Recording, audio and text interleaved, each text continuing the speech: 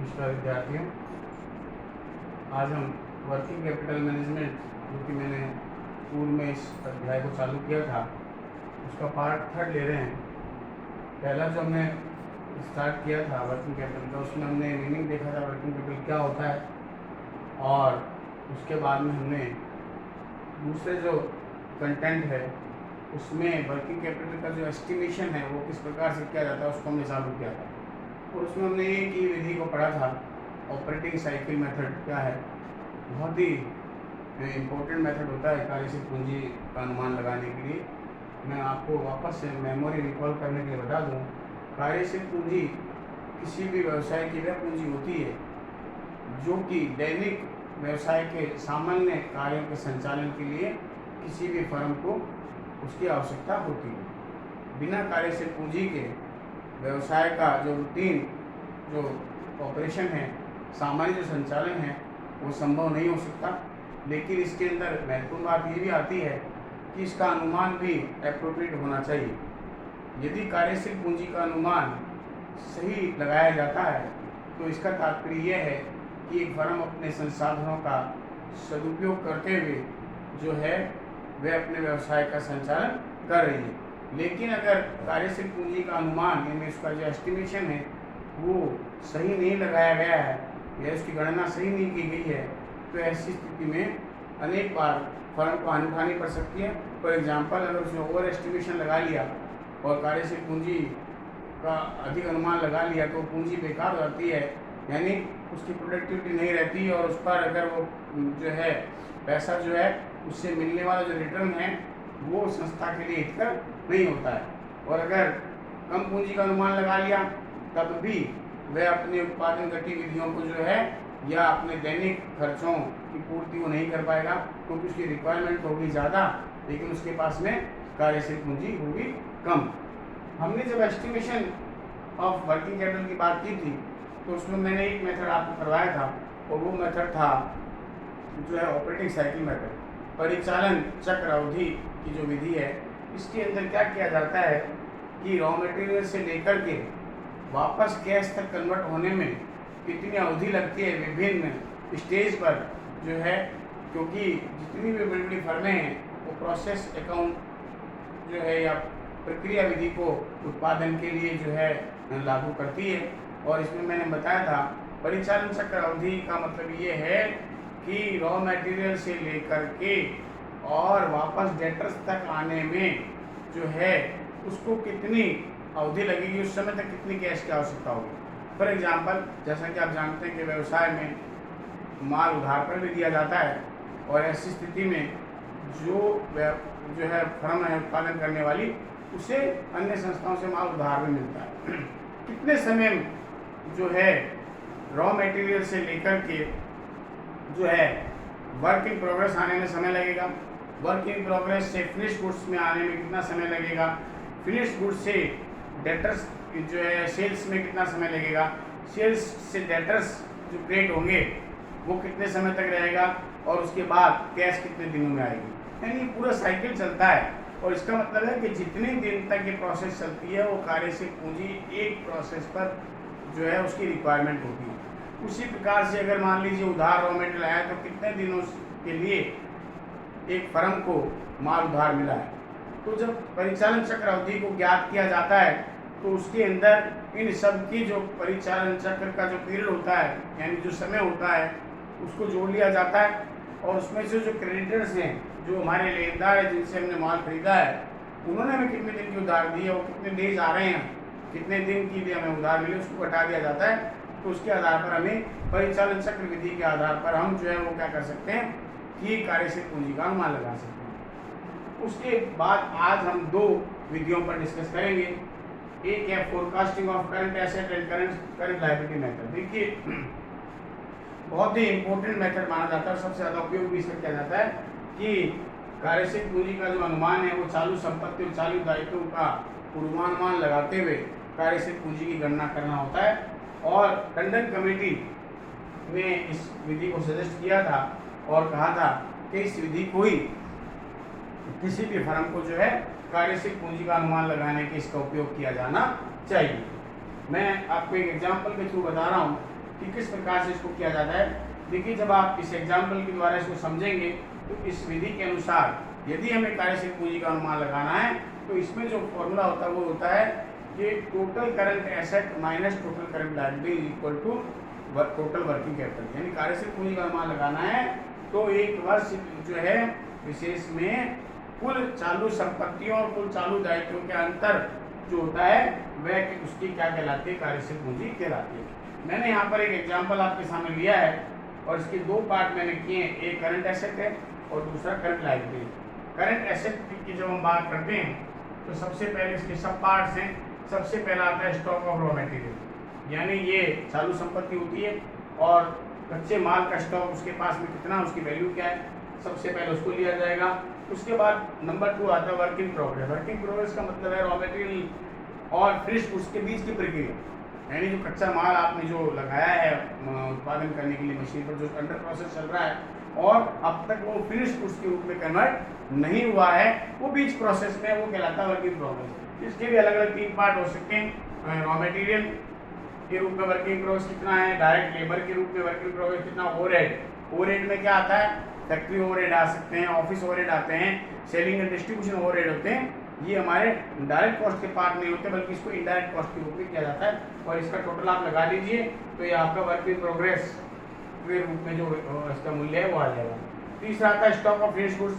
इसमें raw material, labour और यानी ये तीनों कॉस्ट जो लग रही है वो, यानी रॉ मटेरियल, डायरेक्ट लेबर और ओवरहेड, इसका ये सब टोटल है और ये मेन टोटल है, इसको कर लीजिएगा। उसके बाद डेटर्स। डेटर्स की बात करें तो उसमें रॉ मटेरियल, लेबर और ओवरहेड, इन 3 ही मुख्य चीज होती है कॉस्ट के अंतर्गत, तो उसको भी आप ले लीजिएगा।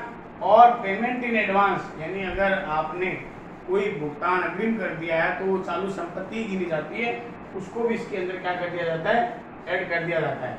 और बैलेंस ऑफ कैश, यानी किसी फर्म के पास में कितनी नगद राशि है उसको भी इसके अंदर ले लिया जाता है।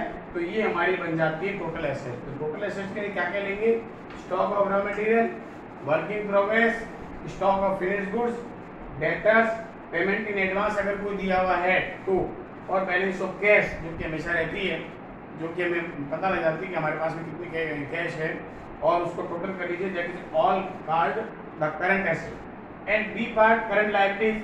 करंट लायबिलिटीज में क्या क्या लेंगे हम, एक तो क्रेडिटर्स जिनसे हमने जो है माल खरीदा है उन्हें हमें भुगतान करना, वो हमारे लेनदार है। नंबर 2 पेमेंट ऑफ एक्सपेंसेस, यानी अगर आपको किसी अन्य खर्चों का भुगतान करना है। देखिए ये जो क्रेडिटर्स हैं वो तो हम ये मान रहे हैं कि जो रॉ मटेरियल जो है हमने जो परचेज किया है उसके कारण से हमारे क्रेडिटर्स जो हैं उत्पन्न हुए हैं, उनको भुगतान करना, और अगर कोई विभिन्न खर्चे हैं उनका अगर भुगतान करना तो वो उसमें आ जाएंगे। और अदर एक्सपेंसेस भी अगर कोई वगैरह है तो वो भी हमारे, या अदर कोई लायबिलिटीज है तो वो भी इसके अंदर आ जाएंगे। तो ये हमारी बन जाती है टोटल करंट लायबिलिटीज। और जो है अब इसकी जब आपको निकालने की, इसमें एक चीज़ ध्यान करनी है, जैसे डेटर्स है अपने, जैसे डिविडेंड है यानी लाभांश जो है, इनकम टैक्स है, डेप्रिसिएशन है, ये इस प्रकार के जो खर्चे होते हैं जिनको हमेशा P&L से राइट ऑफ किया जाता है, यानी लाभ में से, संस्था के लाभ में से इसकी पूर्ति की जाती है, इसलिए ये वर्किंग कैपिटल का पार्ट नहीं होता। इसलिए कभी भी इनकम टैक्स का जो पेमेंट किया गया है, डिविडेंड का जो भुगतान किया गया है, डेप्रिसिएशन का जो प्रोविजन किया गया है, उसे कभी भी करंट लायबिलिटीज के अंतर्गत नहीं लिया जाना चाहिए।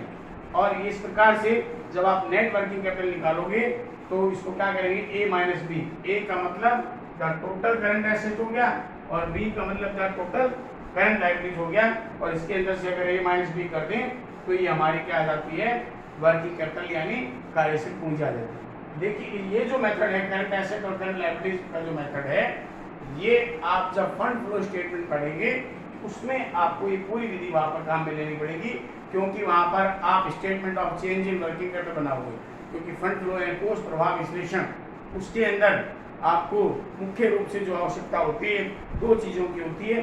Number 1 statement of change in working capital, और नंबर 2 आपका फंड फ्लो स्टेटमेंट, और उसके साथ कुछ प्रोविजंस हैं, जैसे प्रोविजन फॉर इनकम टैक्स हो सकता है, प्रोविजन फॉर डिविडेंड वगैरह हो सकता है जो है, और प्लांट एंड मशीनरी है उसका जो प्रोविजन हो सकता है, इन सबको लेते हुए जो है आप करते हैं। इसलिए ये जो आपकी विधि है जिसके अंदर आप करंट एसेट और करंट लायबिलिटी मेथड को लेते हुए आप वर्किंग कैपिटल निकालेंगे।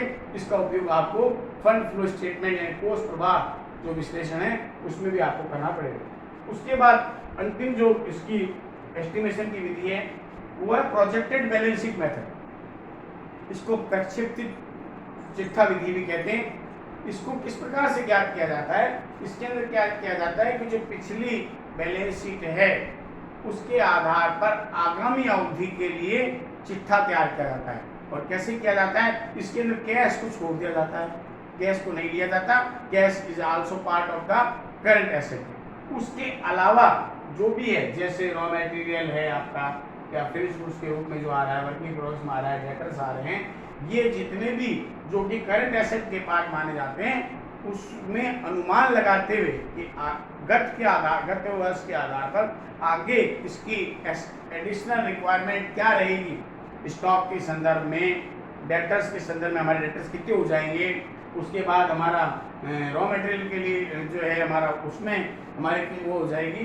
तो इस प्रकार से उसका अनुमान लगा लिया जाता है। उसी प्रकार लायबिलिटी का अनुमान लगा लिया जाता है और उन दोनों को जो है उस चिट्ठे को बना करके चिट्ठे का प्रारूप बनाया जाता है जो प्रोजेक्टेड होता है, एक्चुअली होता है और बना लिया जाता है। उसके बाद में दोनों का अंतर देखा जाता है, यानी करंट एसेट और करंट लायबिलिटीज का अंतर नहीं देख करके बैलेंस शीट का अंतर देखा जाता है। यानी किस प्रकार देखा जाएगा कि पूरा जब आपने चिट्ठा बना लिया तो उसमें ये देखा जाता है कि अगर एसेट साइड आपको मालूम होना चाहिए कि इस प्रकार जब आप बैलेंस शीट बनाते हैं तो आपका ये लायबिलिटी का पोर्शन होता है और ये आपका एसेट का पोर्शन होता है। यानी एसेट साइड अगर लायबिलिटी साइड से ज़्यादा है, अगर हम इसको हमेशा आपको ये भी ध्यान है कि बैलेंस शीट ऑलवेज बैलेंस्ड होती है, यानी आपका जो चिट्ठा है जिसको आप बैलेंस शीट कहते हैं वो हमेशा संतुलित होती है, यानी एसेट और लायबिलिटी साइड दोनों बराबर होती है।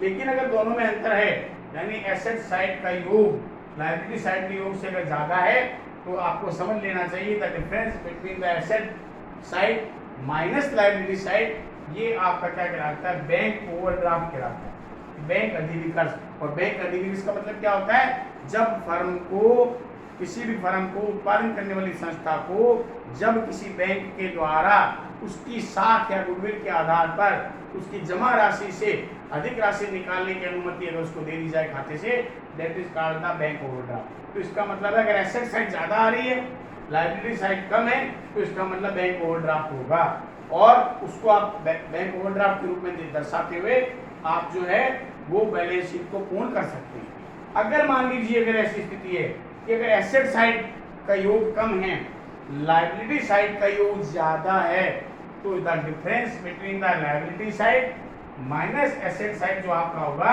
वो आपकी कहलाती है वर्किंग कैपिटल, वो कहलाती है कार्यशील पूंजी। यानी तो इस प्रकार आप प्रोजेक्टेड बैलेंस शीट के माध्यम से भी उसके आधार पर भी कोई भी फर्म जो है अपनी कार्यशील पूंजी का अनुमान लगा सकती है। इस प्रकार से जो कार्यशील पूंजी अनुमान लगाने के लिए, एस्टिमेट लगाने के लिए जो तीन मुख्य विधियां हैं, जिसमें पहली विधि के बारे में मैंने पूर्व व्याख्यान में आपसे चर्चा की थी जो कि आपका ऑपरेटिंग साइकिल मेथड था।